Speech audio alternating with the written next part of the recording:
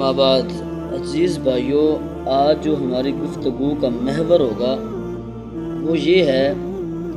کہ مصیبت اور پریشانی کے عالم میں ہمیں کیا کرنا چاہیے، کیونکہ زندگی کا ایک دستور بنا ہوا ہے کہ کبھی کچھ ایسے ایام آتے ہیں کہ جن کے اندر انسان بہت مشکلات کا سامنا اس کو کرنا پڑتا ہے، تنگی اور مصیبت والے دن آ جاتے ہیں۔ کچھ دن تو ایسے ہوتے ہیں کہ انسان پریشانی کے عالم میں گزارتا۔ آئیے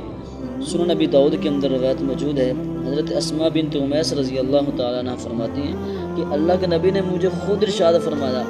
کہ جب آپ کو کوئی مصیبت، پریشانی، غم لاحق ہو تو اس وقت آپ نے یہ کہنا، اللہ ربی لا اشرک بہ شیئا۔ یہ آپ نے کلمات پڑھنے، اس سے کیا فائدہ ہوگا؟